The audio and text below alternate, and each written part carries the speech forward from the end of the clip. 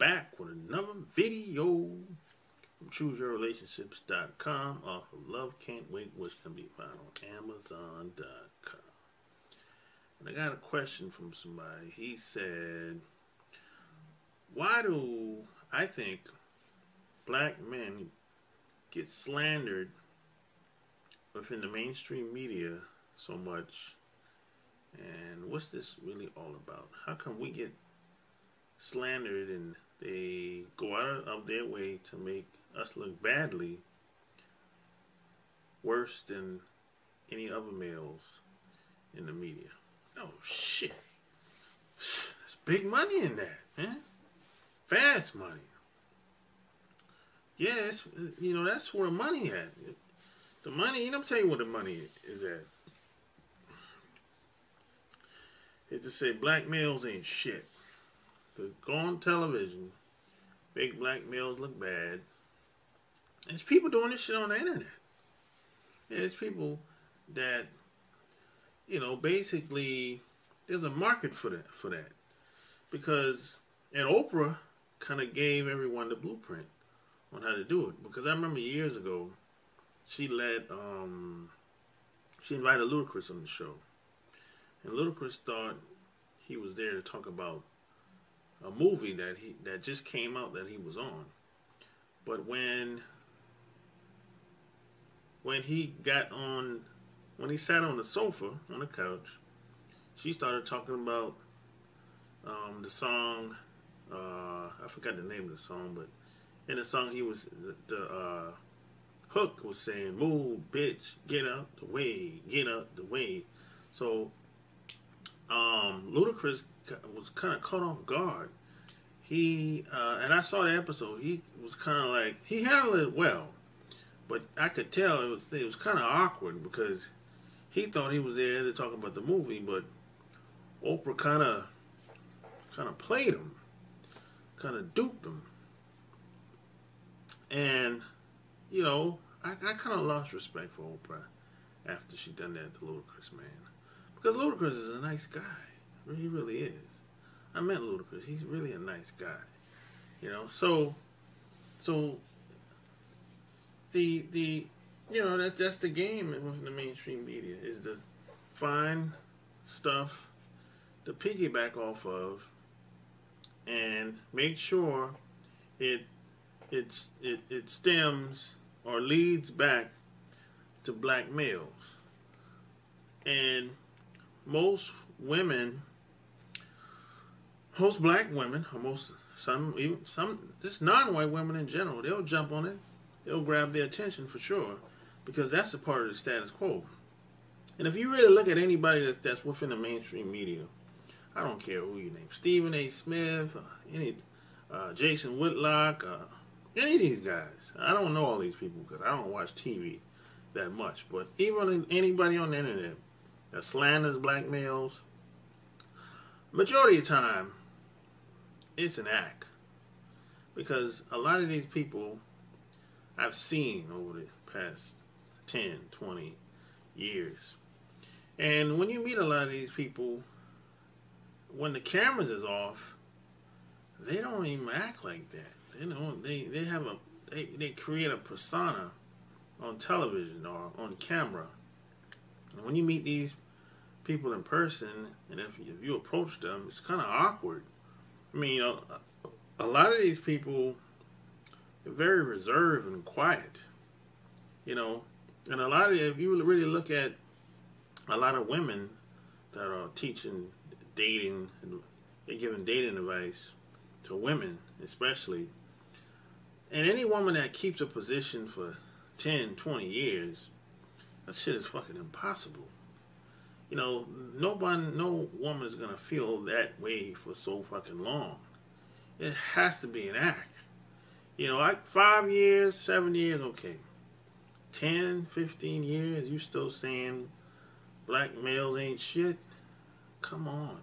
And then they don't, that shit kind of hypes and get the women all riled up, black women all riled up.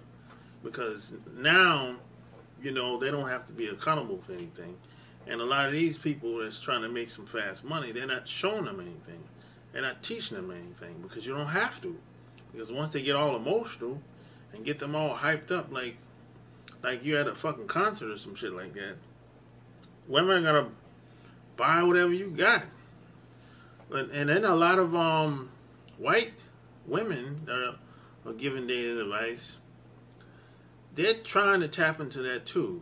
And even some white guys, they're trying to tap into that market where they can try to make black males look bad or whatever. But it doesn't work that well. Because with white women, when it comes to white women, if you can't, they want some type of result. They want a man or want a husband. And if they're not getting the results that they want, they up out of there. They're not going to really stick around and buy all your shit. Like a lot of non-white women would be, especially black women. And preachers are the worst when it comes to this, because preachers, these churches around the country is full with the majority of women, and women donate money and they take up offering every Sunday. So you got a church, say you got these big mega churches in some of these big cities, they making millions of dollars. So preachers have, pretty much tap into that market too, where, it's never the woman's fault. She don't have to be accountable. It's always the man's fault. If the kids is not, if the kids is misbehaving, it's the man's fault. Everything is always the man's fault. It's never the woman's fault.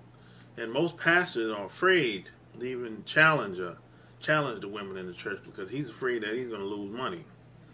And people within the mainstream media, they tap into that same market of women where it's like, don't tell them how to do shit, because if you tell them how to do shit or you show them some shit, they're going to get all upset and they're going to get mad and they're going to leave and they're not going to spend any money.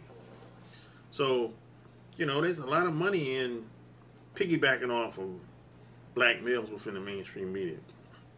Even some white women have tapped into it. They've even tried to piggyback off that street harassment shit.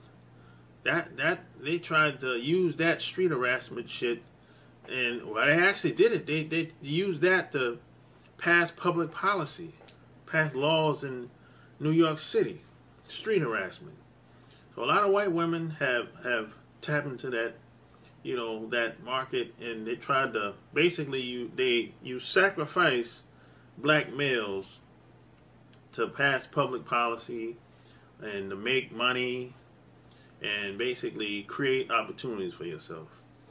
But I think preachers are the worst, really, because you got some preachers will take money from women on Sundays and during the week. They'll get ride around with big ass Bentleys and got like planes like Crevlo Dollar.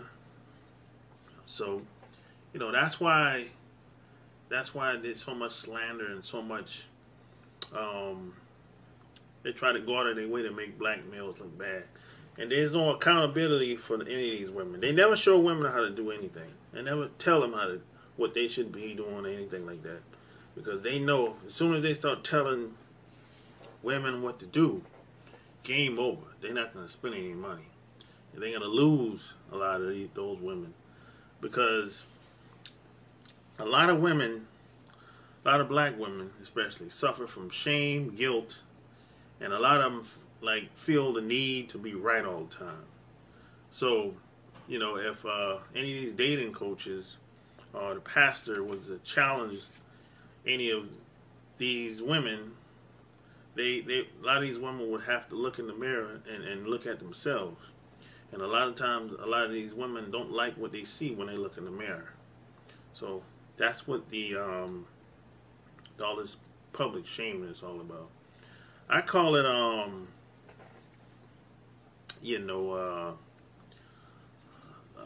lot of women don't like being accountable. Really, So if you like what you heard, subscribe to my channel.